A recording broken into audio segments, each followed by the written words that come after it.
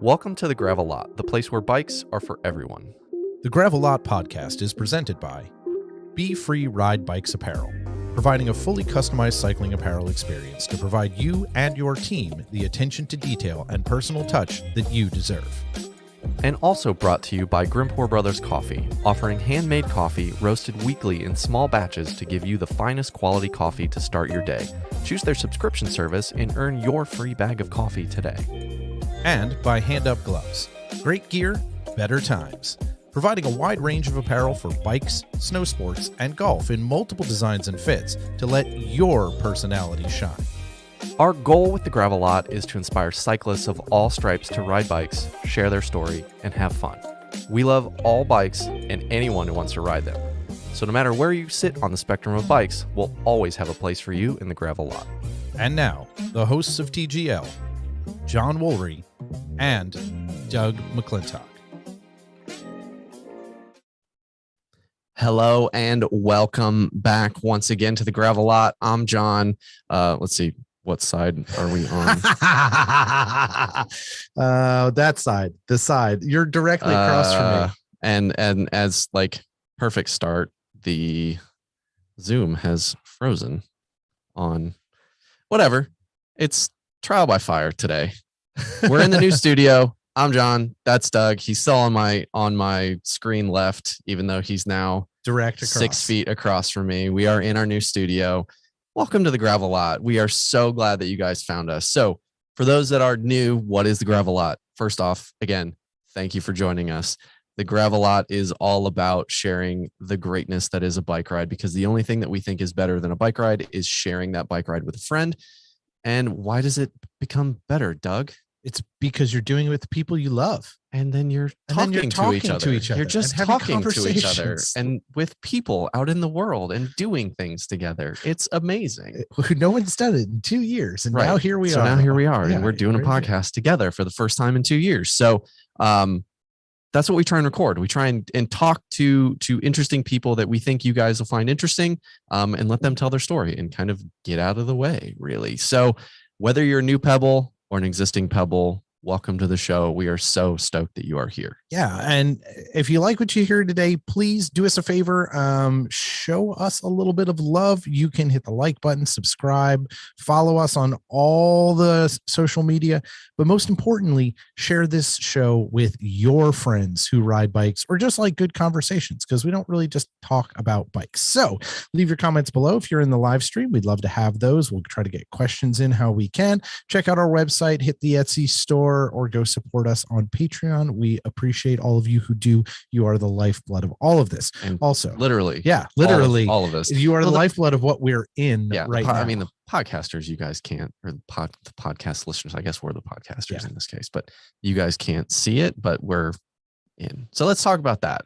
Yeah, let's talk about that. Yeah, let's just talk about it. So this is probably 99% Doug's work, and I came in last Thursday and helped polish things up. You did the important work, but that we did the tech nerdy stuff, and then we did some trial runs today, and it looks like that we're having streaming issues for some reason, but whatever, we'll figure it out.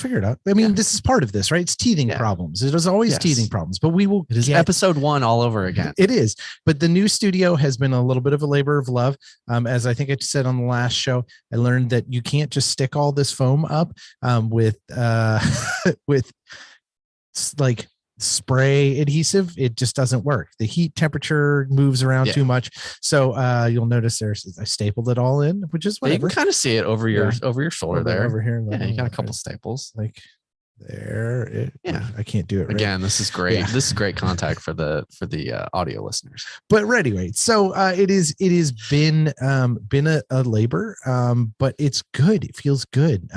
We were able to get set up, and I'm just stoked to be in a room with you. Pebbles, this is wild because we haven't done this in a while, so it's going to take John and I a little bit of time to get readjusted to being in the same room. Probably develop some bad habits being on our own. Oh, totally. Whatever. Yeah. I mean, I don't have pants on every time I've recorded. I did think that last night when I was packing stuff up to bring over here. I was like, man, I need to record in pants, regular pants, not just gym shorts or whatever.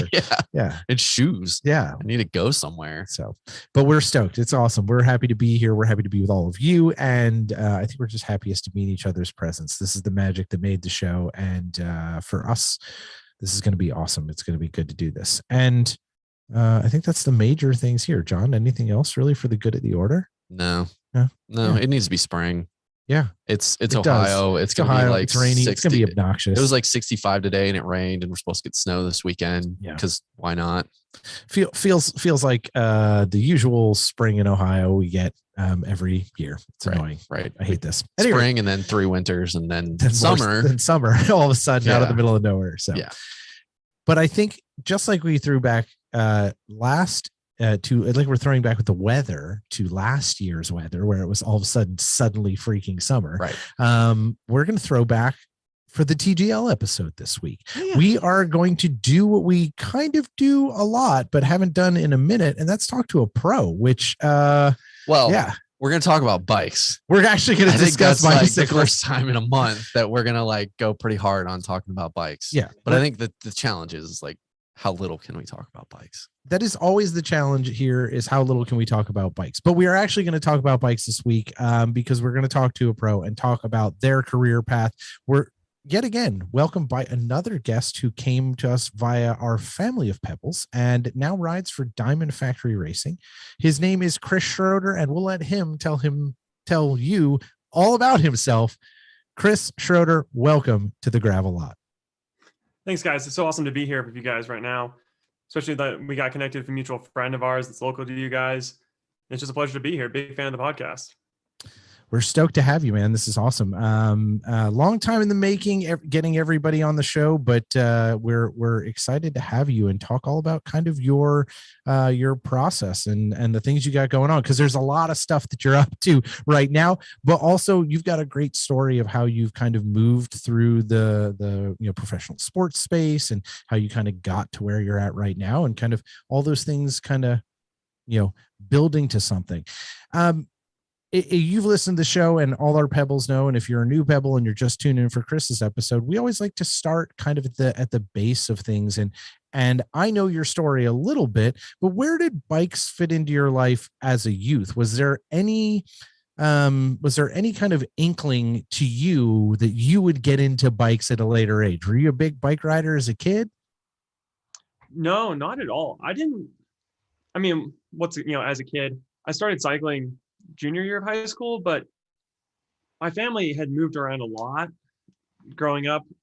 We did stints in like Argentina and Texas, and then Telluride, Colorado was like a big chunk of it. And then I kind of went to boarding school, and then my family moved to New York City when I was a junior in high school. And it took me all the way until then to ever really be introduced to bikes. And it just kind of came that New York City, for a lot of people that don't live there or might not know, is a big cycling hub. It's a big cycling culture.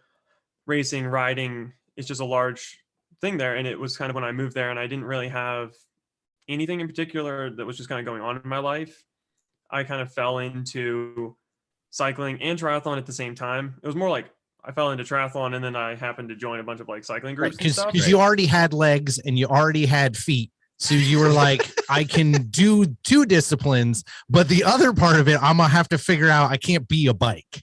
Yeah, exactly. That's what it was. Yeah. So you had a really kind of wild upbringing. I didn't know you lived in Argentina. That's kind of amazing. What was that like growing up in all of these different places, these different cultures, getting relocated that many times? Yeah. It's kind of weird as an adult, actually thinking back on it, because I have like no sense of home. And I'll talk to people that are like, oh, like I love like going home and seeing my family. I'm like, what is home? What is it? I think we did the math the other day, and it was like throughout my entire life, the longest time I'd ever spent in a single like house was like 2.5 years. Oh, I know, like, was one of your folks in the military, or just had a job? My parents are just yes people that are just always down for any adventure, is the way to put it. If something seems awesome and exciting, they're just going to say yes to it. And then they kind of just say yes, and then they'll just figure out how they're landing on their feet and just make it work. Chris, are your parents gypsies? Sounds like yeah, sure. They're sounds like they might be gypsies. Okay, so my mom would be proud that she's a gypsy. Whatever. I mean, there were I guess probably like 70s and 80s. There was a point where that was probably pretty in vogue, but it's a cheap joke. Yeah. So moving around to all of these places, and I mean, it's interesting that you say like going back home or using those as references. So for you in that vein, is home people, or is home a place for you? To me, home is like literally wherever I'm sleeping that night. So if I go to like a race, my mindset is literally like my hotel room is home. It's that kind of like whimsical for me. I don't ever have this like sense of like, oh, I miss even like Boulder, where I've been the longest period of my life. I don't really ever think like, oh, I miss Boulder so much. I think of it as home. And so I'll think about missing places that I haven't been to and be like, oh, I really want to go adventure over here now. Right. So what about, growing up and establishing relationships? Like, I know that those things, it's unhealthy. Well, but again, like you're looking at it as an adult, and it's interesting how you've kind of already spun it as like, okay, I've had all of these experiences and now I want to go see more of them. And you're kind of turning that into a positive, but not having that grounding as a kid and not having like stable footing. Like, thinking back on it now, like, what's your take on it in terms of kind of looking back on that piece of your childhood? It's a big flip in the mind, because I kind of don't have this, like, I didn't grow up with this staple of like location or friends or groups. I kind of had just like, you kind of just learn that internal confidence of like, just be confident wherever you are. I mean, when you were growing up as a kid, it's internalized differently, but you just kind of learn to make, all right, I'm here now. I'm just going to be confident because I know I'm here and that's all I need. I'm here. My parents are here. Life's okay. Like, we're going to make it work.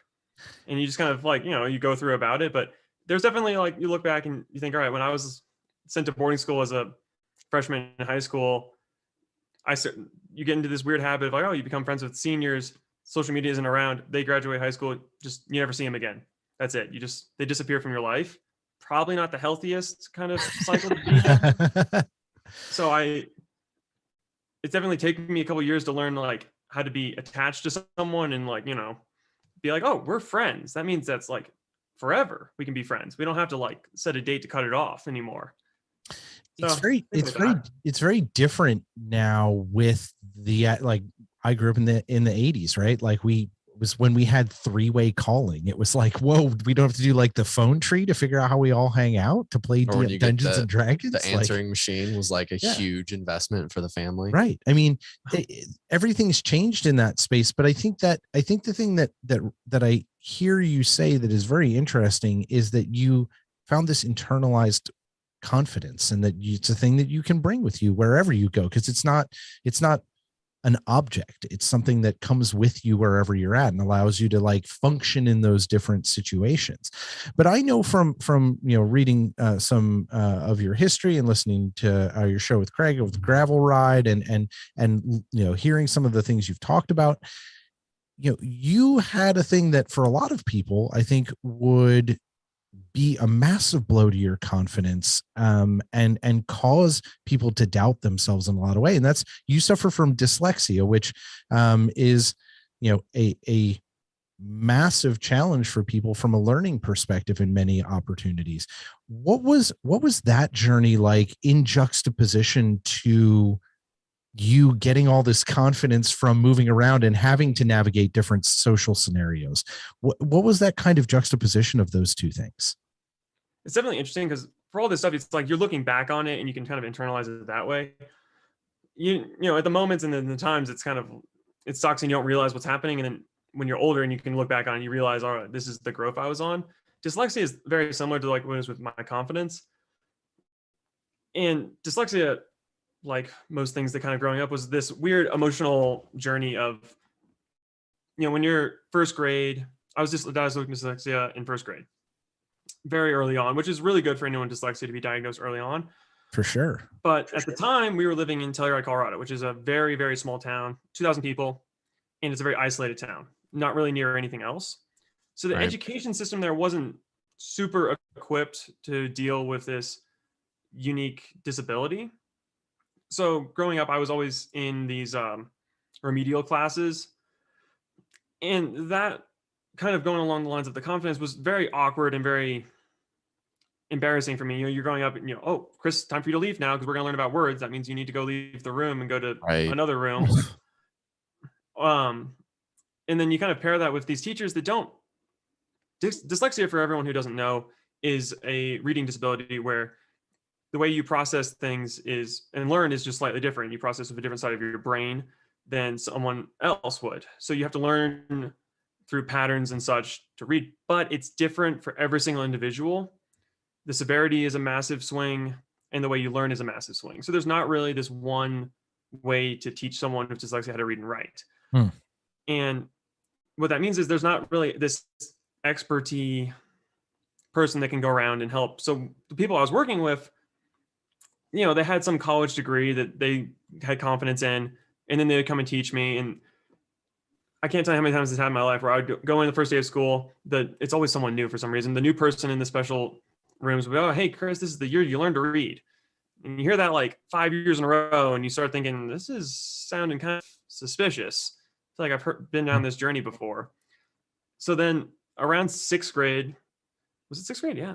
Dang. I was young when I got sent to boarding school. So in sixth grade, we kind of were like, this small town might not be the best education system for me growing up.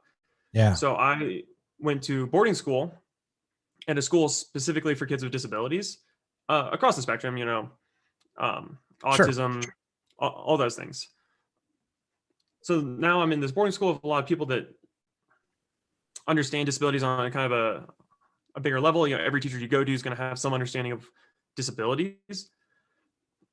And that was kind of the interesting thing of, I was sent to this boarding school to kind of work on having dyslexia, but it kind of put me in a situation where I just I kind of taught myself how to deal with dyslexia, where, you're on your own, you just have to kind of figure things out, and being kind of put in a situation where I just had to figure out, all right, what process do I need to do to figure out how to read this chapter, this book? And the biggest thing I learned is just asking for help. When I was in regular school, it was really, really embarrassing to ask for help because no one else in the classroom understands. Right. Even the teacher doesn't really understand. And when you're young, the kids are awful. Kids are awful. Yeah, let's be real. Yeah, kids are terrible. Kids are bad. They don't understand. No. It's just you're the different kid. Yeah. If your name rhymes with anything wrong, they're after you, and God forbid you're any different than anybody else. Right. Yeah. So being in boarding school, I basically got this really big confidence of just like, I'm okay just asking for help in any situation. Yeah. Which is it was an environment. Yeah. It was an environment that fostered that. Like, those environments need to be built. They must be intentional. So that was an interesting one of like learning that skill was kind of the big tipping point for me in just the learning process. And then I was in boarding school from 7th grade to, I think I got kicked out like halfway through my 10th grade year of boarding school, which is a whole nother just fun story. Oh, it's gonna come next. Yeah, no, that's I would. If it is it allegedly got kicked out, or no, I got kicked tell us out. the story. Okay, they suspended me and then sent an email of Chris should choose not to return. I don't know, whatever the technicality is. I just think of it myself as kicked out. Okay, so all right, we're gonna let's pin that because I definitely want to come back to that. But I want to ask this question: is kindergarten through 6th grade, how did you navigate that as a kid trying to fit in, trying to just figure out who he is? I remember those years for me. I think I might have started to feel self-confident like 2 days ago. Definitely not 1st through 6th grade. So like having some of those challenges, as well as being constantly the new kid, but then constantly having that light shined on you of like, okay, well, it's time for you to go over here and get removed from the regular class. Like, how did you navigate passing classes, navigate kind of making friendships and not to say overcoming those things, but like kind of overcoming being on your heels constantly in that social setting? I mean, the honest answer is just that I didn't. The honest answer is I just drowned in all that. Like they're really, honestly, like kindergarten to 6th grade, there's not really a silver lining. I lived in a great area and I skied competitively and I did all this great stuff, but socially and academically, I just drowned. It was incredibly hard. There was never really a good light at the end of the tunnel for it. I was with people that didn't really know what they were doing in terms of teaching. They were great people, but just weren't really qualified. I'm in a school system that wasn't really ready to handle it. Sure. And I just kind of drowned, and it didn't really stop drowning until I went to boarding school, where I could kind of in a different environment completely that would allow me to start to kind of figure out my way and start to navigate things as they kind of went on. That's got to be a watershed moment to like walk into that place and say, "Oh, I'm normal." That's like, what I'm thinking. Like, when was the first time that you felt like I can breathe? Like, because you like using that drowning metaphor is perfect, because I think a lot of us have felt that at some point or another. Not like, I think you're probably drowning in cement versus drowning in water in terms of how it feels. But like, do you recall that first time of feeling like I can breathe or I can see the surface? Yeah. And weirdly, it wasn't until I left boarding school or got kicked out and went to start finishing high school in New York City. That was kind of this big like switching point for me. From everything kind of clicked once I started going to high school in New York City. That's when I started to feel a little bit more like self-assured and a little bit more confident, and just like went on with my life and just kind of figured out, all right, I can do this. Like, it's fine. Whatever happens, I can you know, I'm going to be able to read this book project. I'm going to be able to write this book project. I'm going to be able to answer Right. these questions, take this test, interact socially, all these different things that I kind of struggled with. That was kind of the point where I started to really click and figure those things out and kind of stand on my own. But that wouldn't have been until junior year of high school. That's like, it's massive that you are able to make that shift, and it's jacked up that our society doesn't give credence to people that learn differently from the jump, right? Like, we just kind of box people and we're like, nah, well, it's you learn differently than me. And that's real jacked up that we do that. But you're right. Like, people aren't equipped necessarily to understand how to help people in that space. It's awesome that you are able to like have a resource to get you to a different space, because you're a wildly successful human. That's not like you just had a challenge at the beginning of the things. Yeah. And the comment about having a new teacher at the beginning of every year is also very telling about kind of how we as a culture deal with it, because more than likely those teachers that you had for 1 year got a better offer to go to some other school district. And then you have another rookie coming in that's trying to just figure out or be right out of school. So we're just not set up to be successful and again, too focused on testing versus actually, teaching kids how to learn and teaching kids how to be creative thinkers. Yeah. And honestly, like at this point, my fiance is a teacher right now, and I can't speak to how bad the school system is in any way that someone could understand.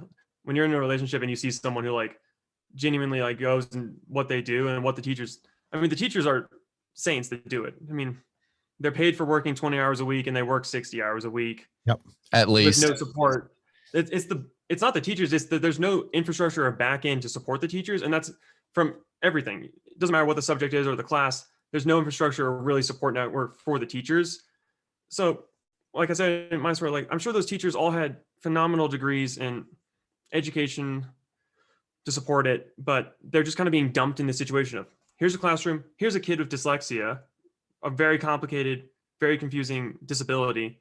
Why don't you figure out how to teach him how to read? And that's it. Go ahead, get started.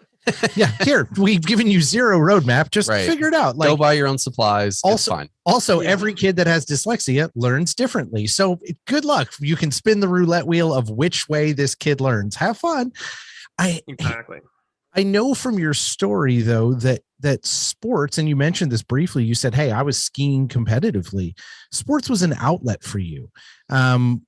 Was that true of all the places you were, whether it was Telluride or whether that was when you went to boarding school? Was sports always something you were interested in?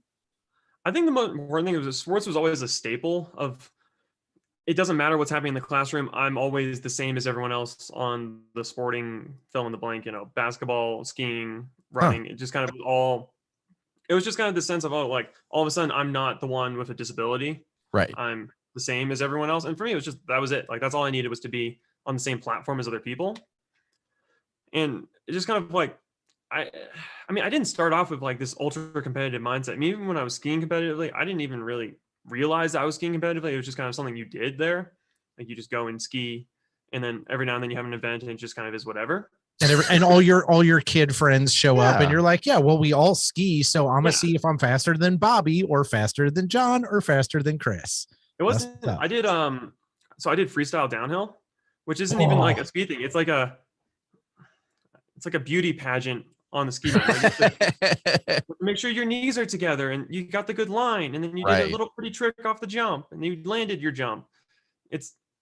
Which like when I was actively doing it, none of that, like I didn't even comprehend any of that. It was just, I'm skiing here with the same people I ski with every day. And we all take turns going down this downhill. And then someone holds up a card and is like, you did good. Good job. Yeah, Chris. exactly. And no point in my head did I ever think like, oh, like I need to take skiing seriously.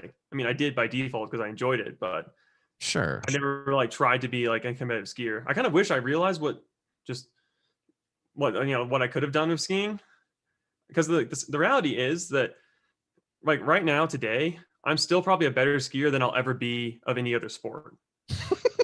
Like I'm a better skier than I am a cyclist or a runner or a triathlete or will ever be in those sports. Again, we need to find a way to figure out how to meld cycling with other sports, including skiing.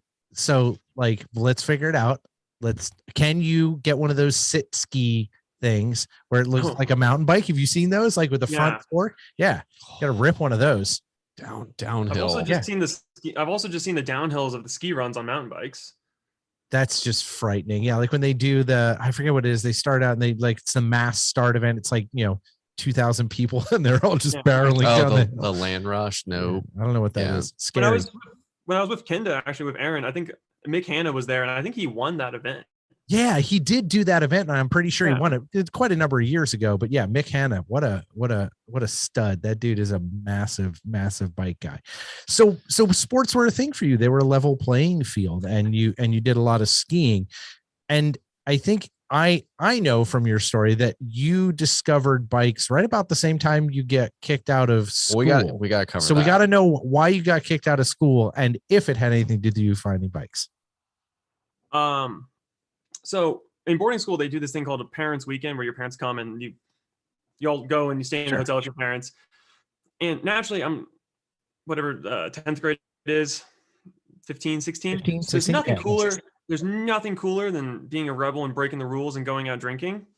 So that weekend, like, hooked up with a buddy and went out and drank. Then I went to like a hotel party, and I got like socked in the face by someone else because I think I was like flirting with his girlfriend.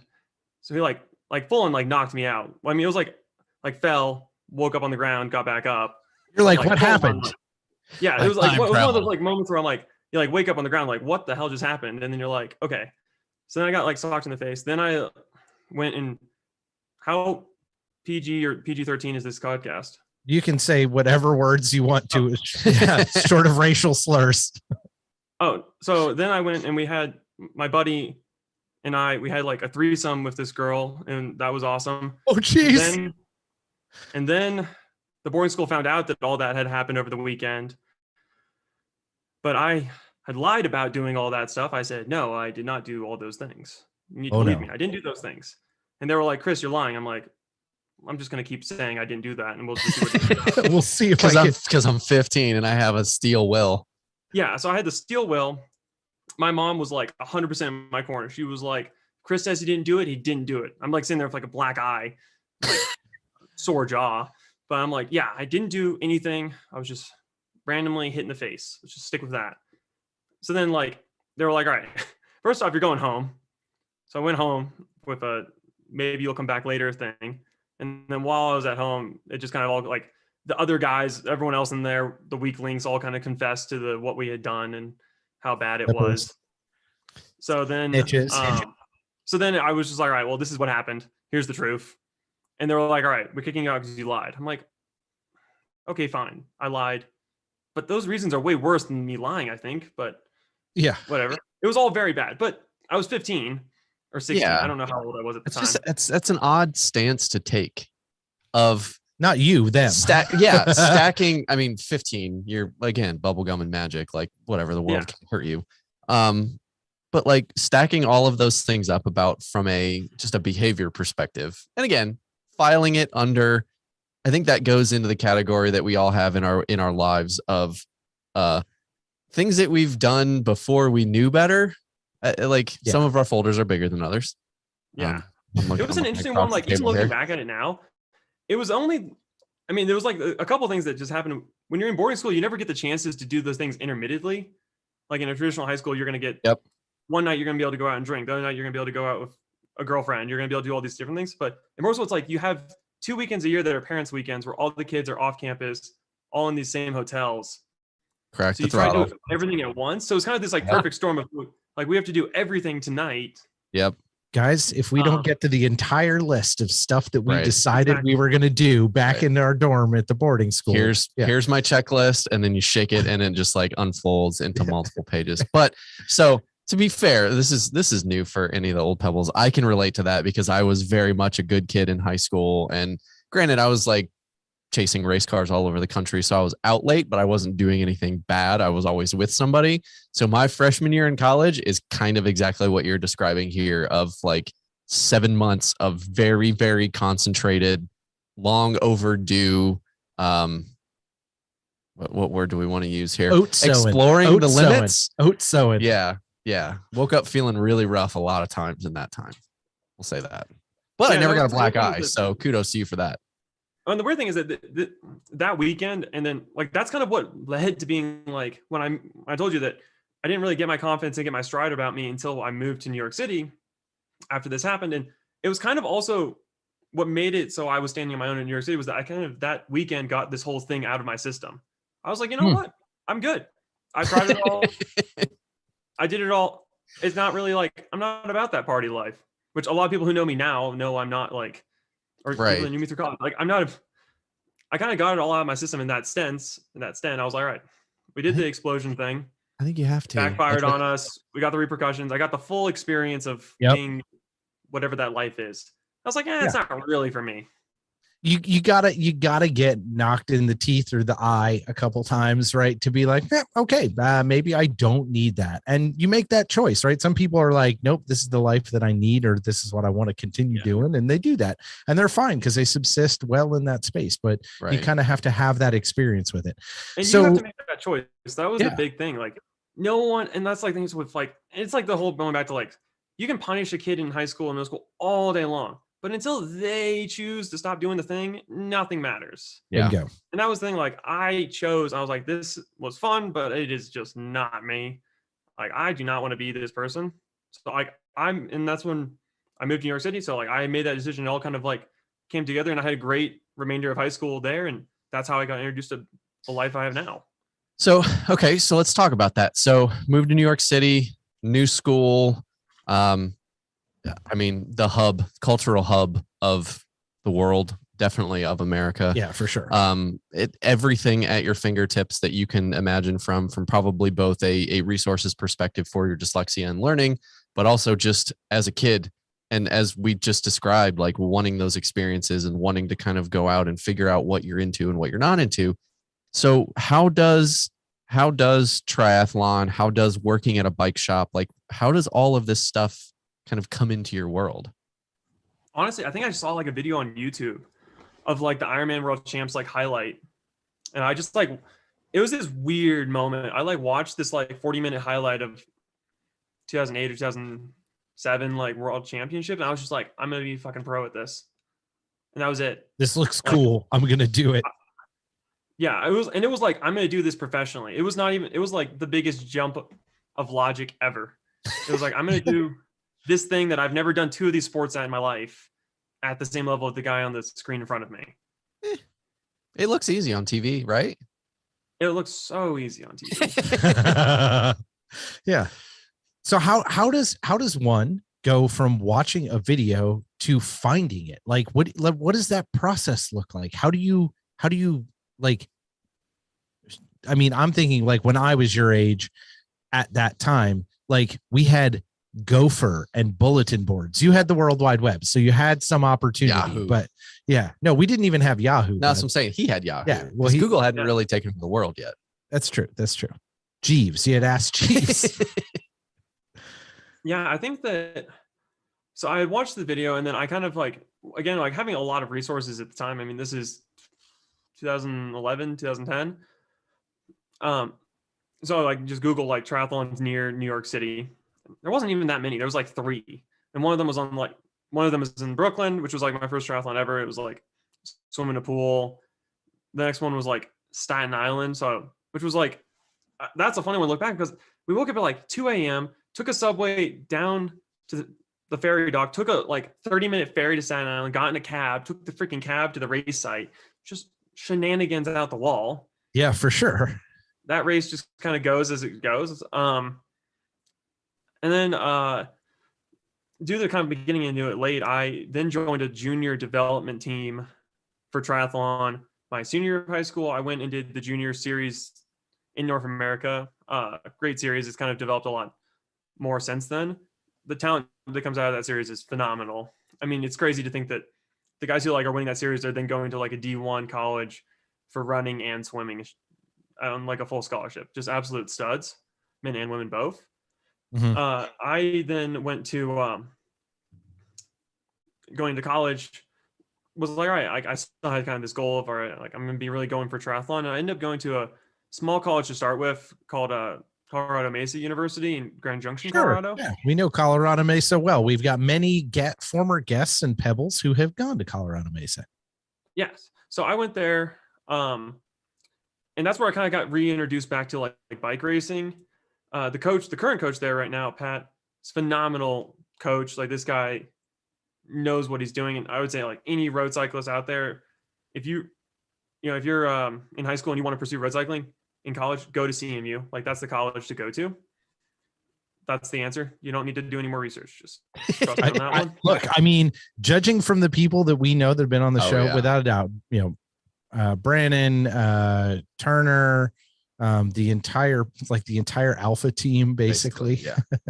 They're all excellent there. So yeah. So I went there, but I only went there for a year because it just wasn't a great one for triathlon. And while I was there, I kind of learned about Boulder. And I was like, oh, it makes a lot more sense for me to go to CU because it's in Boulder. And in Boulder, I can go to these gyms that all the other pros train at. I can do the roads. I can do the same training and be part of that kind of community, which Grand Junction really didn't have like that triathlon community. It was just really like there was the college cycling team, but there wasn't anything else for swimming or running or anything like that. So sophomore year, transferred to CU, got hooked onto the college team, got like a full-time coach, and that's when things started to really click with triathlon. And then I ended up going pro my junior year of college at the New York City Triathlon. That's awesome. That's fun. Back home, if there is a home, as we've said before, right? Like ish quotes, right? Like back in a place that you knew. And that's a pretty aggressive like move towards a thing that you didn't have when you were 15 that now you have by the time 5 years later, right? Like that's a pretty pretty big foot on the wood moment where you're like, nope, I'm going for it. I saw it on the thing, I'm doing it, now I learned it, now I've done it, now I'm going to school for it, now I'm a pro. Damn, got here, did it. When you landed as a pro, was that like where you're like, cool, I did it? Or were those dreams beyond that? Like, were you looking at things beyond, now I made it, what are my goals? Yeah, what's next? It was kind of like I made it, now I get to do these other things that I've been looking forward to doing in the sport. Like, all right, now I get to go do these races. And then more importantly for me, I get to now go and be a businessman and negotiate sponsor deals. Like that was a really big one for me to do, like both of those, like of things I've been really looking forward to doing. What about that piece of it was interesting to you, or was not necessarily interesting because you didn't know that until you experienced it, but enticing, I guess? I don't know. It's hard to say like why, because I absolutely love the business side of the sport, and it's something I do every day now, managing this team. But for me, it was just as fulfilling, like going through the sponsorship process from start to finish as it was the race process. Like doing a race and doing well was just as fulfilling as getting a sponsorship deal. And it just kind of led to just me really having a lot of drive to do it. And some of it was even competitive. It was like, hey, I know all these other pros that don't have sponsors and they're better than me, but I'm going to get better sponsors than them. Yeah. Or deal. It was just like a weird competitive thing. So do you feel like the process of like doing the research, getting the training right, like the figuring out who the right people at the company to talk to are, like that kind of like methodical piece of that, do you feel like there's parallel? I think that what the parallel is just how damn hard it is.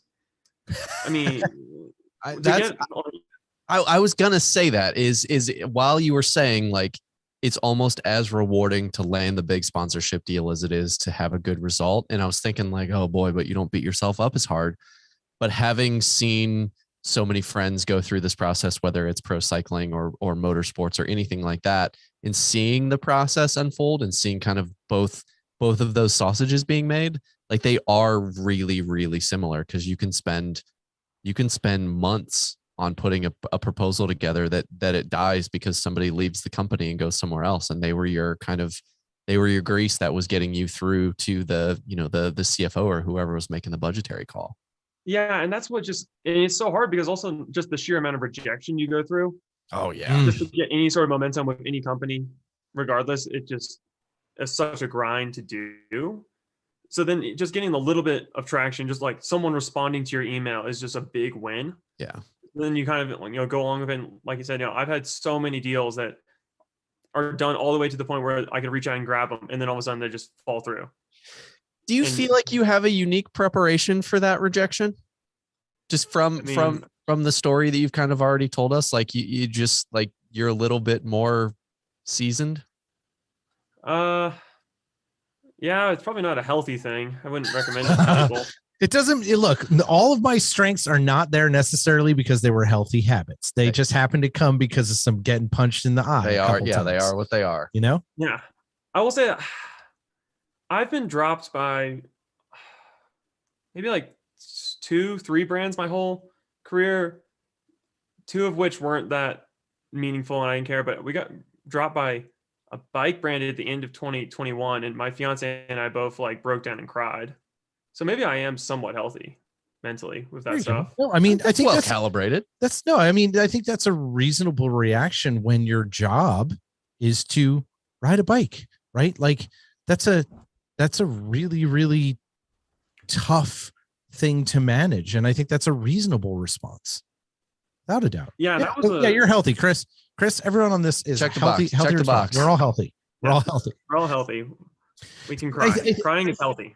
Crying is healthy, please, for sure. I do it every day. Probably should do it less. Let's get out the eraser for Doug's check mark because I think we might have just passed. No, it's circled back. It's mostly good health. It's mostly good crying. I'm a good crier, but I think it's interesting that you approach the business side of this with the same kind of fervor that you did the training side of this, because you made a lot of gains. You did a bunch of big races. You made triathlon a really big part of your life. You were out there clicking it off, and you got to the point where you were racing a ton and kind of started to burn out. And then 2020 happened. So walk us through a little bit of how the alignment between your burnout and pandemic occurring kind of put you on the path that you're on now. Oh, it was a brilliant alignment. I couldn't have scripted it better myself. We'll hit the highlights though of going. So 2019, I believe, that summer I broke both my elbows in a bike crash. Oh, seems normal. Yeah, super normal. Back to being healthy. I broke both of them, and I broke them at like the worst time. It was like the week of a race. I was on like the best form of my life. Everything was going super great. I broke both of them. I'm out for like 8 weeks. So I started kind of getting my mojo back. I was able to kind of come back. I raced in like the November, December time period of 2019. The races were meh, but I had signed a big sponsor deal. It was the biggest one of my career going into 2020. So going into 2020, I was better off than I had ever been in the sport. A lot of people behind me, a lot of support. And kind of also at the beginning of 2020, I was like, how much do I really want to do this? Like, I'm not having the result success that I would like, and I'm putting a lot of everything into this. And at the same time, I kind of, having always been a fan of cycling, was kind of watching this gravel scene kind of pop up, and I really liked it. It reminded me a lot of the Belgian classic races and the monuments in the cycling world. And I just thought it was kind of cool. So I decided, all right, let's try doing a full Ironman, and we're going to see how that goes. So I ended up signing up for Ironman New Zealand, which was March 15th, 2020. So kind of and this is where the history narrator comes in and goes, and that was a fraught decision. Yeah, and that was a decision for sure. But before going to New Zealand, I went and raced a gravel event, and it was this one gravel event. I finished second behind Ted King. Huge result. Seems good. I got a lot of pop behind it, but all my sponsors and stuff were like, all right, cool. Now back to our regular scheduled programming of triathlon. Right. Okay. We got the distraction out of the way. Now let's get back to the script. So now I'm in New Zealand. I went there for a week before the race. And it was, I was staying with this lovely family in this beautiful town, and everything on paper is amazing, but there was no place I would rather less be than where I was right then. I was just at the point where I was just like, I don't want to be here. I don't want to do this race that I'm here to do. And then like I went on, did the race, and the race just kind of went. And in the race, I kind of like mentally decided, I was like, you know what, this is going to be, I'm done with this sport. Like this sport has taken a lot from me, and I just haven't gotten what I ever hoped for back. And Ironmans are also just a freaking dark experience. So there's that too. And then finish the race on like March 15th, fly out like March 16th, and then March 17th, the world shuts down. Right. So I'm home, unhappy because I don't want to do triathlon anymore. And all of a sudden, triathlon doesn't exist at all. Like it's gone as a sport. Yeah. And I mean, everything was at that point, right? Yeah. Baseball shut down. There was no like the 17th was right around the time where like the NBA walked out right when they were getting ready to do the tip off, and they were like, nope, everybody leave. And the NCAA tournament got canceled too, like right around then. Yep. You know? So triathlon, people don't know, is controlled by two corporations, Ironman and then a brand called Challenge. And 99% of all the pro racing happens inside those two brands. And of all the pro racing, it's maybe, 40% in North America. The rest is kind of South America, Europe, and that's in Asia. So all these countries started shutting down, which means the races can't happen. So Ironman and Challenge are just no races happen for the entirety of 2020. But starting late June, gravel started coming back. So for me, being like, I am not doing a triathlon ever again, while in quarantine with my fiance and my parents, we were all huddled up together in Telluride and having a marvelous time. I genuinely had one of the best summers. I'm sure I only had 2 people. You had 4. That is doubles or quadruples the effort, right? Yeah, it was weird thinking back to like the summer of 2020 and be like, that was one of the best summers of my life because we were in Telluride, Colorado, and I was with my family and my fiance, and everything was great. But I kind of had this decision moment when I was like sitting with all of them, we were talking about like what I'm doing with my life. And I was like, I kind of want to get into gravel, but when you're a triathlete, for other gravel cyclists listening, a triathlete is a privateer. We just don't use that word because there's no team, so you're just by default a privateer. Right. But as a privateer, all the work that you do for your entirety of your career with sponsors, the day you retire is gone. There's nothing left to remain. It's just over. So going into gravel, I was like, you know what? I want to do all this work for something a little bit bigger than myself and for something that might exist longer than my career. Well, so with that, we kind of decided, let's start a professional gravel team. Now, I have no experience being on a team or anything else, but I watch other sports that have teams. Big Formula One guy, love that stuff. So I was like, all right, I can probably figure this out. I'm a fan of cycling and I'm a fan of motorsport. How hard can this be? And with that, I kind of said, all right, we're just going to start the team, and whatever sponsors I get are the ones we get. But how do I want to go about building this team? So the notion was, let's build the infrastructure first and then bring on the athletes later. So our thought was, all right, let's get all the sponsors we want to work with long-term. So we immediately, all right, let's list the sponsors we want to work with long-term, Kenda, Vision, brands like that we're like, all right, these brands are staples of the industry. They make the best product for the service, and there's someone who we can grow with as they're already giant companies. Yeah, 100%. But our thought was, we don't want to bring on an athlete until we're 100% ready to support this athlete at a professional level.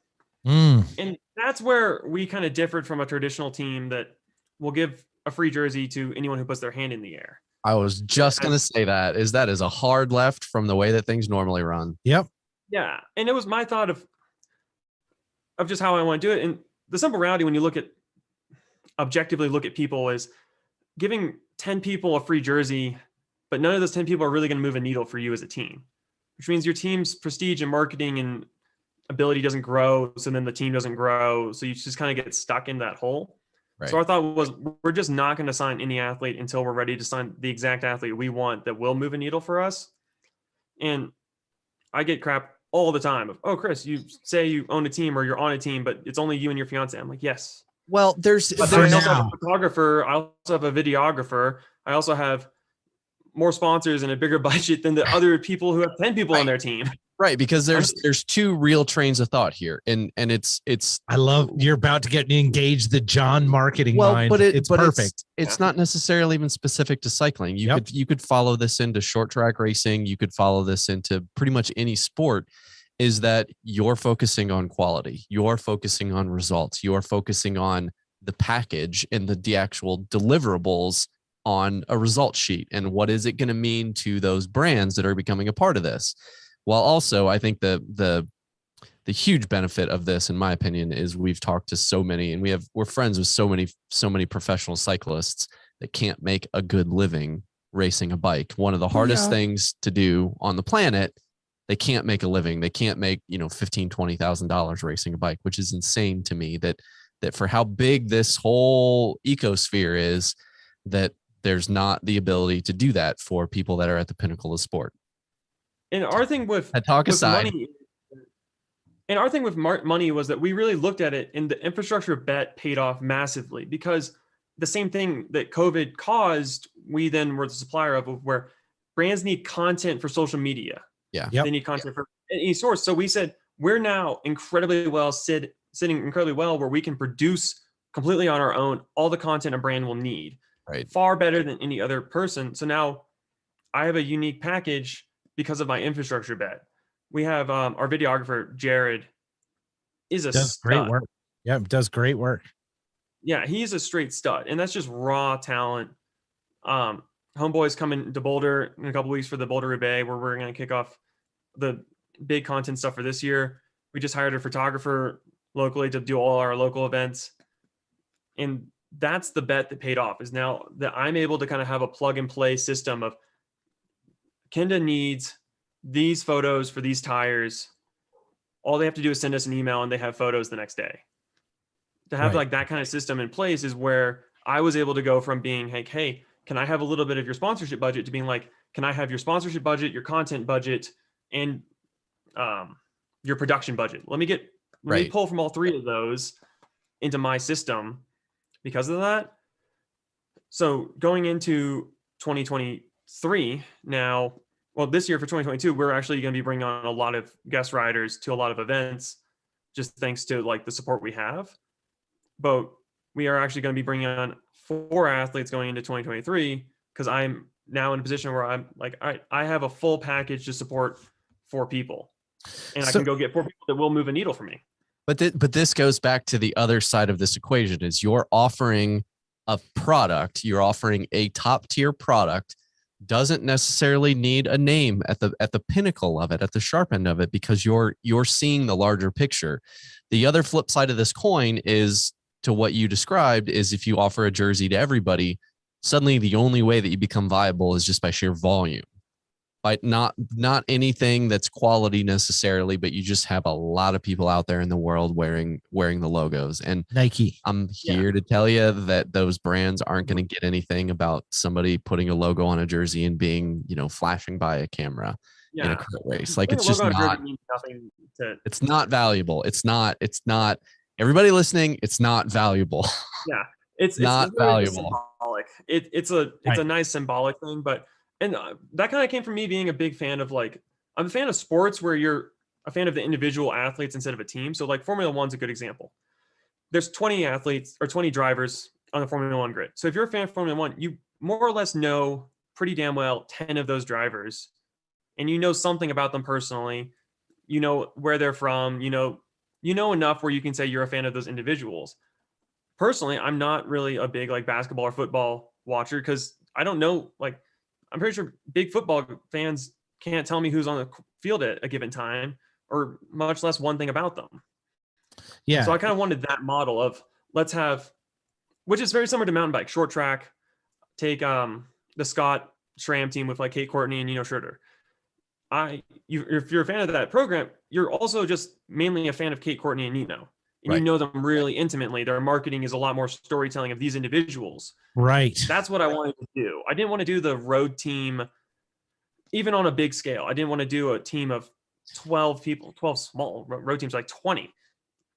I didn't really have an interest in that, and it didn't really seem to fit kind of what I imagined gravel would evolve into. So that was just kind of like the decision of why we're going to kind of always be keeping this team in that kind of 4 range, but the quality of each individual will be exponentially higher. Weird storytelling. Where have I heard that before, Doug? I don't know. Nowhere. Never. I've never heard that. I've never heard those words. The fact before. that there's not enough storytelling in the cycling industry, it's weird. But people need to do something about that. But I think this is the approach for it, right, Chris? Like, this is the way of thinking about this, in a way of saying, let us tell the stories. Let us build the entire funnel. Let us build the whole kit and caboodle, because we can control that. And a brand will approach you with the opportunity to do more with it. But also doing it in a sense of it's the, okay, we'll do this year, and we're knowing that we're probably not going to deliver everything that you want year 1. But if year you 5, stick with us in year 2 and year 5, we're going to deliver 500%. And it's getting those brands to buy into that process of, let's build it the right way rather than building it right now. And that's what the long-term brands all understand, is that it is this 5-year bet. And I tell them, I'm like, 5 years from now, I want Diamond Factory Racing to be kind of the pinnacle of professional gravel. So if someone domestically says, oh, I want to race gravel professionally, they say, I want to race gravel on Diamond Factory Racing. Right. Yep. I want to be at that level in the mindset. And it all kind of ebbs and flows together when you start working backwards from that. So brands like Kenda and Aaron really believes in the 5-year plan. So he's kind of there to help guide in a lot of ways and mentor. I check in with Aaron and say, hey, like, this is how things are going. Like, what's your opinion on these steps? And he'll always kind of give me the opinion. I don't always agree with him, but it's nice to have someone who like mentors and kind of like shows me and just recommends which way to go. Yeah. It's always good to have what John and I call that is your blind spot detector, right? The person who knows the things that you don't know, who's like, hey, yo, did you think about this thing over here? It's taking something that is constantly viewed as sponsorship. You give me money, I give you something in return for that money. You're talking about partnership where everybody is collectively building towards the same thing. Yes, there's money exchanging hands from a marketing budget or a production budget or a content budget. Like, that's never like, that's gonna happen. Bike racers need to eat. Like, that's where we go back to this, like, paying a living wage. But that's where, like, understanding that working with a sponsor is a relationship. It's not just a binary extraction of dollars. And then it's like, all right, well, we're done. Or I made my 10 Instagram posts for you for the year where I like held your product up and said, this is great, you should use it. Like, that's not what we're talking about. Yeah. I mean, 10, I think honestly, my Diamond deal has 100 Instagram posts contracted in it for get busy. Keep yeah. The little phone. Yeah, little phone. In there. It's good. Yeah. I mean, it's good fun. Honestly, like, the reality is, one of the ways that we kind of look at the team is, if you're like objective and you look at our program, we're a production company that just happens to ride bikes. Sure. Yeah. It's kind of the reality of it. That's we legit. Produce content, and the way we produce content is by riding our bike. It's the backwards way to look at it, but it's the way that's kind of worked out for us. And the way I kind of think about for riders is, I'm like a investment banker. Kenda is going to give me X money to invest. I need now take X money and invest it. And the riders are what my investment is. So if I pick a bad investment, the whole system fails. If I spend their money on a bad investment, they're not going to want to give me money the next year because I did it wrong. And those are it's just the little mindsets that you just don't see.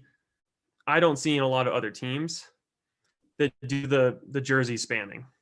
And the problem is the only way that is going to make itself known is those teams are going to have to fold. Yeah, for sure. It's going, like, capitalism is going to take care of itself, whether it's purely fiscal capitalism or if it's like, I don't even know what to call it, like social media influencer capitalism is going to like snuff those out. That spamming jerseys just gives a team a pop initially. It gives them a big pop initially, but it plateaus immediately after that. So and then it will dive down. Here's an interesting thing. I think it's cool to see you, a quote unquote privateer, as you have labeled yourself, right? Coming from that space, thinking about this in the opposite way that so many privateers who have already been in cycling and in the traditional mode of cycling have always thought about this. They're always like, okay, now I need to hire people to help me make content so that I can serve the beast instead of, so I can behave a singular version of the larger team, instead of saying, why don't I build an infrastructure that supports these people having the ability to plug in and out, and then whatever the correct pieces are that I plug in and out as people, and we find the right mix, we're going to be unstoppable because we have the back end. I love that you're doing that work on the front side. I think it's fascinating because it's an absolute flip for so many people who are currently chasing. You're building the basement first rather than building the roof first. A foundation. Hey, check it out. That's how we do this. And that's what and that's why we're not, and that's why when I was referencing back to teams that's a tradition. So the traditional model for the people listening is that for a gravel team, if you just someone said, oh, hey, what's the old school way of starting a team? You're going to go to a kit manufacturer, you're going to pick a name, you're going to get 1 or 2 sponsors, and you're going to go give 10 jerseys out to all your buddies. You're then going to tell all these sponsors, I have 10 people on this team. We go to races with 10 people. We're seen by all that. But you absolutely have now plateaued. You're not going to be going up any higher because you're not doing anything else.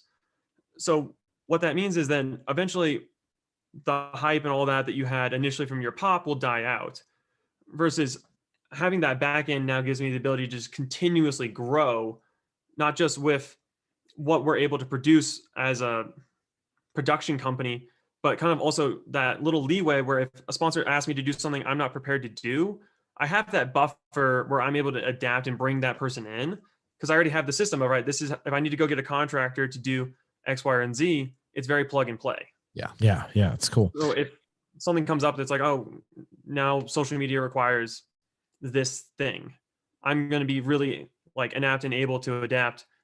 While they're still maybe adapting to get a photographer on staff, I'm now working on getting a NFT guy on staff. Right. Like I'm always going to be 10. Dear God, let's hope that's not the way things are going, but you can adapt to that.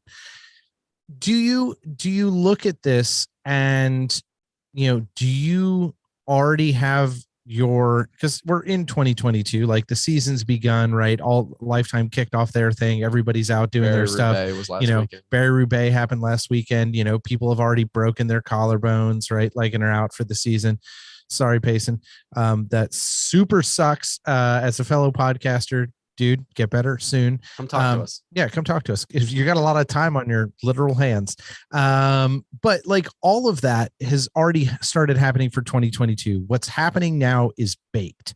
How are you looking forward, and what have you found that like is engaging you to stay deep in this gravel space? Now, I mean, we went through a pandemic, we did all this stuff. You came out of a pandemic and found gravel as a place to put your energy and put your sponsors' energy, and you've built this team. How are you looking forward to 2023 and building this program overall? So as I said, one thing I learned in the end of 2021 was I never really known what the riders market was like, when timing and all that. The reality is that you speak to riders beginning of August is when you start initially contacting riders, and teams will have offers out to riders by the end of August. There's a lot of moral stuff on teams promising riders stuff that they're not at the moment able to deliver on, taking the gamble that by the time November comes around, they will be able to. Sure. But in my backwards model, I'm now in a position where I have all the stuff already agreed upon in multi-year contracts. So my current sites are bringing on guest riders for this year and scouting who I want to sign for next year. And in 2 weeks at the Boulder Bay, we're actually going to have our first ever guest rider. So that's a big thing for me. It was my first time ever bringing someone out.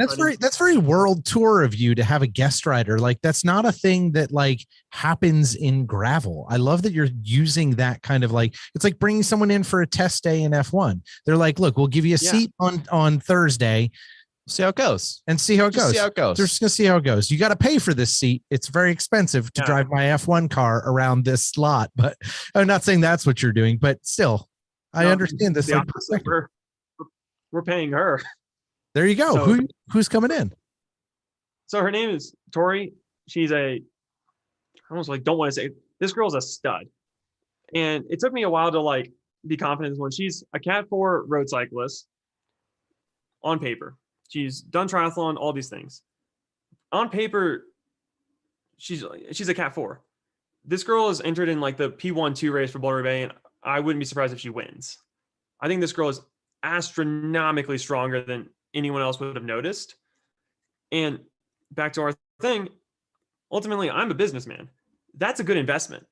This girl is undiscovered. She's a stud. She's a race winner. And she's never been on this program before. And I want to be her. Like, if she does well, honestly, in 2 weeks, I can't fathom what I'm going to do if she listens to this podcast. But if she does well in 2 weeks, I'm probably going to go ahead and just offer her a spot for 2023.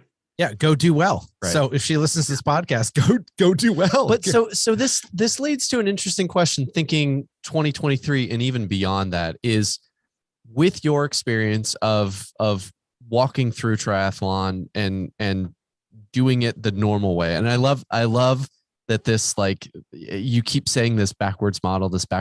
And then, we have this big, long conversation about dyslexia and like reorganizing things and looking at patterns and trying to figure out like how you interact with the world. And like, here we are like doing the exact same thing, but on a bigger kind of business scale. So what are you looking at now? Not even from a business perspective, but from an investment perspective of protecting your athletes, making sure that they're there for the next 5 years and they don't go through what you went through with triathlon, where these events that they're doing, they're not Ironman, but they're still not easy. Yeah. Like they're not easy to win. They're easy to check out on. Yep. So what are the things that you're thinking about now from that investment perspective to kind of protect that long tail on this investment? So it's kind of two parts. One is that purely like an athlete, from a standpoint of just managing athletes, I think that going into 2023, we'll probably bring on a team, call it like it's kind of like a performance director. I just kind of want to have someone on staff that will either coach all the athletes or at the very least have access to their training to see like what's going on with them. And that's kind of the protecting my investment. I don't want to sign someone and then have them just not ride their bike anymore. So that would kind of be my. I mean, that'd be basically what happened at this podcast. Like in 2020, we were all like, I don't know, bikes. Yeah, bikes exist. Yeah. So that will kind of be like, that's one side of it. The other one is, don't be overwhelming to the athletes. Understand that with gravel, there is only 5 events that matter the entire year. Nothing else matters on a grandiose scale. I can manufacture any event to matter. Give me Jared, my photographer, at any race in some pretty backgrounds. I'll make that race seem like it matters on social media. All the other media in the world dictates that only 5 events matter. Unbound, Mid-South, Steamboat Gravel, Big Sugar, and I'm missing one. But just fill in the that other one, yes. And the other one. So for next year, I might only say, hey, you're on contract with me. I would love it if you raced 15 times a year. Only 5 of these are team events where we're going to kind of be over the top with you, which over the top means the entire weekend you're having a camera in your face the entire time. And as someone who's gone through some really bad like experiences in gravel, like DNFing, when you have a camera shoved in your face and you're like mentally breaking down because you just failed at your big goal, it sucks. But you have to not like kick and scream at the cameraman. So that's like the big one. I'm like, rule number 1, don't hit Jared. He's going to have the camera in his face. Yeah. This is the first part of like the first of our contract is do not hit the camera guy. Right. Yeah. Yeah. Do not hit the camera guy. That's number 1. Rule number 2 is just whatever happens, just let it happen. Like the story, we're here to tell a story we can't script the story that happens in the gravel races. So you just kind of get whatever's happening to you is just the story. Just live with it. If you're DNFing because you flatted 10 times, that's it. That's the story. Don't like, just go with it. Like talk to Jared, tell the camera what's happening. So there's a certain, and all that can be taught. So when I look at athletes, I'm looking at just someone who is mature in the sense that they're not going to break down. They're going to ride their bike. If I tell them that they need to show up here, they're going to show up. I can teach the rest. I can teach you to be good at social media. I can teach you to be good on camera. I'm not able to teach you to be a good athlete. I'm not really able to teach you to be a race winner. So that's kind of like the way I look at it. But I'll probably keep them somewhat of an introduction. 2023 will still be an introduction year for the athletes that I sign. I'm not going to try and overwhelm it. I'll probably, and not to mention, we won't have the funding to be at a professional capacity at more than probably 5-6 events. Like we'll definitely, but we just go so over the top at the ones that we're at that's kind of how it. Yeah. But that's a process, right? You have to build that slowly. You can't show up with 3 tractor trailers and have a 2,000 foot footprint and be like, welcome to diamond land, and have like everyone's encrusted in diamonds, right? It's all and do that 20 times a year and have it be genuine, right? It's gonna feel weird. You're gonna blow it out for the things you got to blow it out for. But I like the perspective of thinking about how you can teach people how to operate in this space, but also the fact that you want to approach this from telling the real story, because I think that's part of the through piece. And you've been told tonight on our show is you don't shy away from telling the story about Chris. And when you grow up and everyone's like, when you have dyslexia, people are like, oh, don't care what people think. And then when you get to like the point where I'm now, I really don't care what people think. I'm just going to be me, and you're just either going to like me or you're not going to like me. But I'm just going to keep being me. That's a superpower for sure. Yeah, my poor fiance is just traumatized. She's like, Chris, put the toilet seat down. I'm like, look, Brittany, that's just not who I am. You're going to live with it forever. I think that superpower has its limits. You can't say I am's what I am's like 1,000 times a day and just be like, I don't know. Yeah, it's like any chore that comes up in the house. I'm like, Britt, that's just not who Chris is. Taking out the garbage, not for me. Oh man, I'm getting like my chest starting to tighten right now just thinking about those uncomfortable conversations. but it's still, I mean, I love that you're leaning into that space where you're letting the story be the story. I mean, we learned this from our good friend, Jake Wells, and multiple time DKXL winner, right? Brought out our friend Justin to do this massive film of the event that he was going to win. Whole year leading up to it, testing, everything was right. And if you haven't seen it, please go check it out. Like Pebbles, all the links are always in our show. It was this massive buildup, but the story was so much better, kind of, because Jake struggled. And it's because it's relatable. It's what we all go through. And I love that your story that is not completed, that we are just in the first probably quarter of, qualifying. Yeah, we're in qualifying. We're in Q1. Yeah. And we're here, and your story is already in this place where you're telling something that's authentic to yourself, I think is really powerful. And I'm really glad to see that there are people like you who are leaning into that.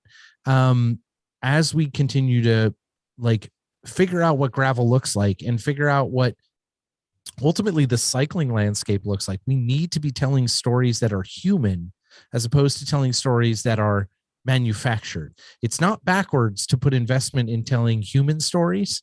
It's backwards to try to slap manufacturing on top of human stories. Right. Don't do it that way. It doesn't work. Exactly. And that's just, and things like that just kind of work themselves out. When you find out the flow process, it all just works itself out together. Like our storytelling works because we're just telling the story that happens. And then manufacturers just happen to be somewhere in the story on just the organic way, because that's how we don't, this is kind of how we tell it. And I think the reality is I'm betting so much on myself that I think that people want to feel the real story. And I think that a lot of these teams that manufacture stories or are spamming jerseys will eventually just kind of fall away. Yeah. And I think that, and there's teams that do it better. Like shout out to the Orange Steel team. I think that they do a phenomenal job. For sure. I would take my hat off them every day of the week. I think that they're currently the absolute pinnacle of gravel and mountain bike. I think they do a phenomenal job. I think there's other teams that spam jerseys and shouldn't be able to call themselves professional because they give people free jerseys and put factory at the end of some word that because they think it makes sense. It's I'm not the about that. underdog factory. The thing about this is it's not, to me, it's not about singling any one group out or any one person or team director out. It's like I said, the capitalism is going to take care of that stuff. And time again, even in my 15 years of paying attention to professional cycling fairly closely, for the time that I've gotten back into cycling, you can watch the cycle happen over and over and over. And how long is it going to take before folks start to realize that you can't keep using the same thing over and over and over again because it just keeps failing? That's where, like, it was super refreshing that Vaughters came in with something that was very, very different to the Pro Tour. And everyone said, oh, it's not going to work. It's not going to work. It's not going to work. And cool. Even if it doesn't work, the fact that somebody's trying to bring a new thought process to the equation and somebody that went through it and lived it and kind of knows the ins and outs of the business and knows the pitfalls of the business, just like you, like, that stuff is super, super, super needed. And the fact of the matter is your entire life story right now is a story of betting on yourself. And it's continued to work time and time again. And you don't have unfounded confidence in yourself because you've proven it time and time again. Yep. Yeah. And like you said, Jonathan Vaughters, like, the thing that Jonathan does so well to this day is that he never stops. Like, he never takes his foot off the gas.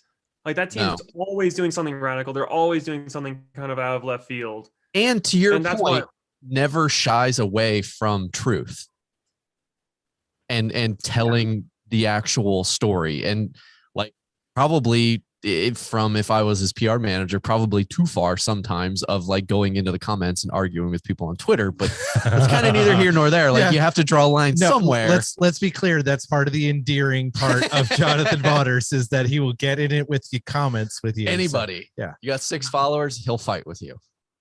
Yeah. I love that. It's just great to see someone like that who's at that level, just continuing to just be themselves. It's quite refreshing. It's beautiful. It's a beautiful, beautiful thing. Well, we're super stoked about what Diamond Factory Racing, which you did slap factory and racing on the end of, to be clear. But I will back that one up though. Let me just hear my 2 cents here. People that say factory. So when you hear the word factory next to a team, what that means in an actual context is that team's sponsors have the option to become OEMs of that brand. Correct. So that's what the word factory means. If a brand isn't able to do that and they put the word factory there because it's all fun and roses, they're lying. They're not a factory team. Correct. We work with Diamond on a factory level. TJ and I, going to next year, brands that sponsor us will have the option to be OEM. If you wanted right now, if you wanted to buy a Diamond bike, you could say, hey, I want to buy the Diamond Factory Racing model, where they're able to produce that. You can have a bike show up on your doorstep. That's the exact same specs as mine. That's factory. Yeah, that's what a factory team is. Mine won't go as fast. Yeah, it will.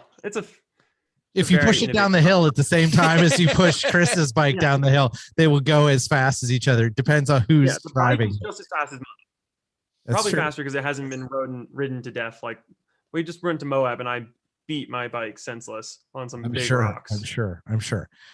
Well, dude, like, we are so excited to follow this and follow your progression through this. You're like out there making it happen. You, your fiance, your whole crew, like, you're building something that's cool in a different way. And we're just super stoked to follow along and see where this goes. It's funny to me that it's like, Chris, when you joined us in the green room earlier today, we were talking about, like, I was basically ranting at Doug. He wasn't even really talking to me about how I hate influencer culture. And it's funny that we've kind of now talked a little bit about it. We haven't actually addressed it. That's a whole freaking 2 hours of podcast as influencer culture, but it's cool to hear this style of take on producing content as a professional athlete or a professional organization and doing it with purpose and doing it with an intent. Like that just makes my marketing brain sing because it's honest, it's relatable, and all of the things that we talked about. So it's just funny that for the folks that are, not privy to the green room conversations, like, that's correct. It's funny that we were, I was just venting because I think all of that stuff is complete horseshit. And a lot of it in the cycling world is, and it's nice to be able to go to, whether it's your Instagram, whether it's Diamonds, wherever you can find that content. It's relatable content. It's shot and produced really well, but it's also just telling the story as it is. It's not making it to be like, you can only do this ride on Kenda tires. You can only do this bike on a Diamond, or only do this ride on a Diamond bike. Like, it's not that. It's all of these brands buying into the process and the destination, which I think is amazing. Like, I can't give you enough kudos for building that. And the big thing is just like, when you start doing that, the brands that then I align, like the brands that I'm with this year, it's like going through this for 7 years to be at this point in my life where every brand I work with is like a true believer. Like, they're here for the process. They're here for the journey. They're not here for a quick little shout. Having gone from, like, I've been with plenty of brands that were just like flash in the pan, one-time thing, and then they just fall by the wayside. So it's like such a different mindset. And that would be like some big advice for so many people out there that are trying in any sport to be a privateer. Just please keep it genuine with the brands. The brands, if you're genuine with them, they'll be genuine with you, and you'll have a way better relationship long run than if you're just trying to be the person that you think this brand represents. Yeah, that's huge. Be yourself. I love it. It's way easier. Dang, look, he's already trying to like warm up for the last question. So this has been awesome. We want to make sure that we get the last question in and let you get back to the rest of your regular day.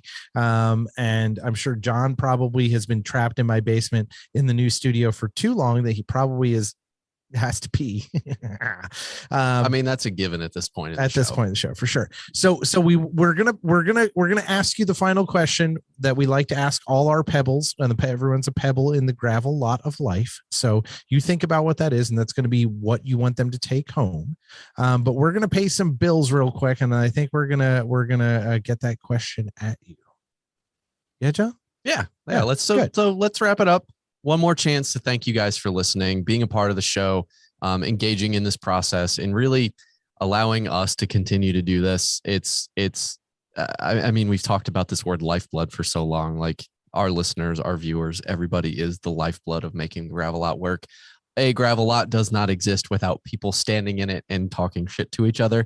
So, truth, you guys are the reason that we can continue to bring this to you each and every week. So head to the website, share it with your friends, follow all of the social medias, find us on YouTube, watch the live streams, contribute to the live streams, and follow these sponsors. Like, go buy some stuff from them because they all make great stuff. Yeah, and they basically. And I said the S word, so follow our partners, because this is why I get so excited talking about this. These are people that engage us in the process and want us to be a part of kind of their family, and they're going to be with us as long as they exist and as long as TGL exists. That's the way it is. That's the way it works. Team, sorry you signed up, because who knows what'll happen. Yeah. So first off, we'd like to thank BFRB Cycling, Be Free Ride Bike Cycling Apparel. Adam and the entire team over there is absolutely excellent. They do fully customized apparel, whatever you need, whatever chamois, whatever fabrics, whatever kind of crazy outfit you could dream up to ride in. Triathlon gravel kit. Yeah. A triathlon gravel kit, whatever that looks like. Short socks. They have gravel triathlons now too. So it's even more perfect. There you go. Perfect. Like, maybe gravel would have one long sock, one short sock. Just to be different. Right? Like, we don't want to get just be a little punk rock, right? Whatever it is, whatever you want to do for your team, Adam and all the folks over at BFRB Cycling can make that happen for you.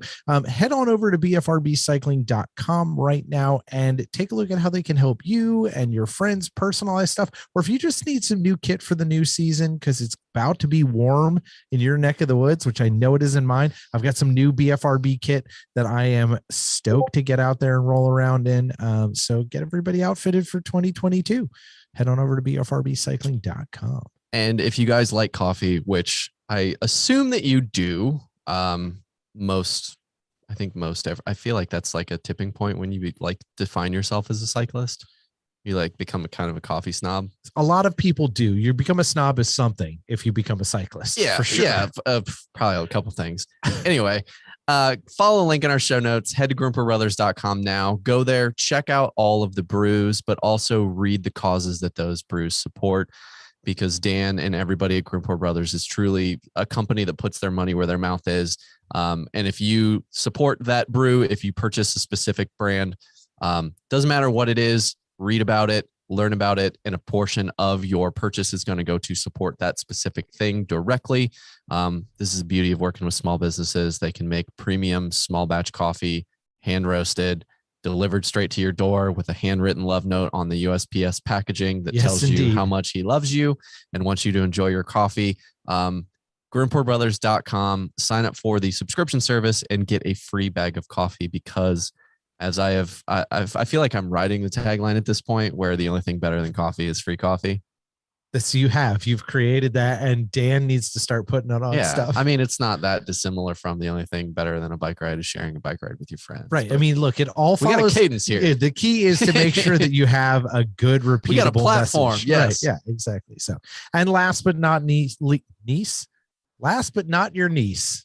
Hopefully. Well, I mean, I don't know. Somebody over there's got to be a niece. It could be a bendy family tree. You never know. Who knows?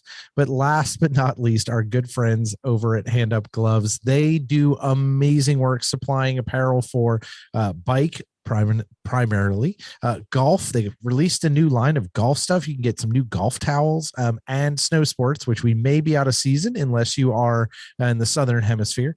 But they supply you with awesome apparel in a various number of patterns and styles and all this stuff, so you can express your personality when you're out recreating in the world. Go check them out. They are amazing. They've been with us since the start. Awesome apparel all the way around. Really cool tiger jerseys, jorts, which are my favorite, and it's about to be jort season here in Ohio, so I am ready for it. Make sure to go click the link in our show notes and hit the code Pebble $, and you will save 10% off everything in your cart. So that's a good way to make your spring start out. Yeah, what a better way to get motivated than like new stuff. Looking fresh. Yeah, new kit, new gloves, new socks. Feel clean. Yeah, like that clean, motivate me to get clean and caffeinated. Clean and caffeinated. Right. So, as always, a huge thank you to all of the Pebbles, old and new. We love hearing from you guys. So please go to the website, thegravelot.com, hit up the contact form, send us questions, comments, concerns on Facebook, Instagram, Twitter, wherever you want to find us. We're not gonna pigeonhole you into any one platform, so you can live wherever you want to live. So go find all of Pink Blue White, Bike Shop Show, Girls Moving Mountains, making some amazing episodes in season 2, and like they're just out doing clipping, it, clipping away episodes, making it happen. The Gravelot, brand new for 2022. Go easy access to all of those right on the homepage. So go there, learn how to become a Patreon supporter today. Find us on Patreon, become a supporter, buy us a cup of coffee, whatever you want. And do not forget to join our live streams every other Tuesday here on YouTube or Facebook.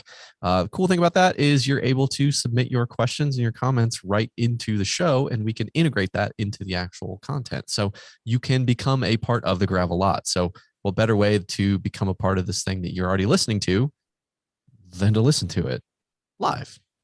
So and engage. Do that. Yeah. Our new intro and outro music. Well, it's not that new. I mean, our intro and outro music, because it's been around for a little bit, 2 years almost. Yeah. Dang. It's from Water. Water's amazing. He has a new name. Yeah, he has a new name. He got a new name. It's similar to the old name, but it's a new name. But go check out Water. We got a link in the show notes. Many thanks to him for all the awesome music. Have you gotten to listen to the new album yet? I've listened to pieces of it. It's so pretty mellow. It's if you like want days where I feel overwhelmed at work. Is that it? Just like it just takes the edge off. That's good. That's what you need. Like, do you need to take the edge off? Click the link in our show notes. Yeah.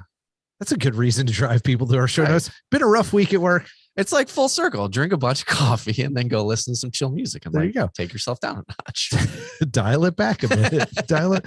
Make sure to click that link in our show notes. So, Chris, you have given us this amazing, like, kind of path through your life with all of these different things that have kind of influenced you and brought you to this point where we're at right now, where you're building a team, you're out there racing, you're doing these things, but you're kind of building something that's a little bit larger than yourself, and making an impact and putting a plan together for a long range.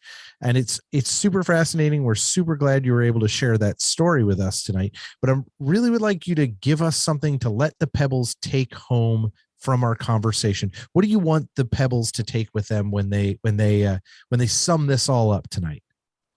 What would I like the Pebbles to take summing it up? That's a good question. I'm trying to think of like some final thing that isn't like horrifically cheesy, like chasing dreams. No, it's fine. Cheesiness in this space is kind of where it has to live. Like there's this kind of, you got to kind of be in that, this like is the cheese aisle. Don't ever give up. Like those are okay. Those are the things Just we keep need. swimming. Yeah. Like my only thing is just like, don't care what other people think about you. Like it's so like, come on, you're better than that. You shouldn't have to care what anyone thinks about you. Just keep living your life the way you want to live it. Everything else will just work itself out. That's my cheesy bit for all the Pebbles out there. Just live your life. Be proud of who you are. That is legit advice that I've tried to live my life by, but it's still hard to escape that thing, right? It's still hard to escape those noises. There's a pull from the keeping up with the Joneses mentality, I think. There's a lot of things that push on that, but I think that's important to try to hold in your mind, right? If you stay true to who you are, which you're doing, right? Your story, your journey, the things you do, if you stay true to that and the things you believe in, then you're going to be okay. It's just hard to do it, but you got to try to keep your eyes on it. I love it. Yeah. And now we get to wrap up the show.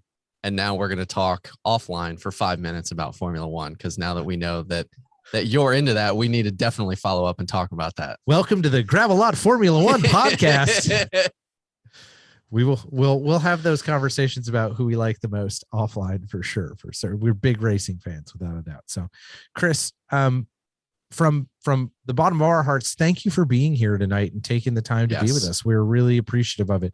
It's been really good to get to know you and hear a little bit about your story in the future that you're mapping out for folks. So yeah, well, thank you guys so much for having me on. I really appreciate this. Folks, we've got all the links to everything Chris is up to and the Diamond Factory Racing team.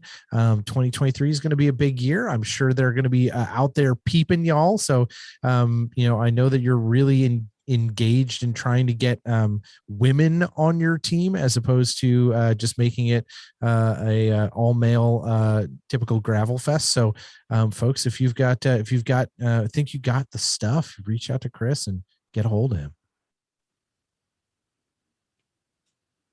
So, Pebbles, that's all for this week. Be sure to subscribe, follow, and engage because, as you know, decisions and trails are made by those who show up. So if we don't see you on the trails this week, we will see you next time. Bye, John. Bye, Doug.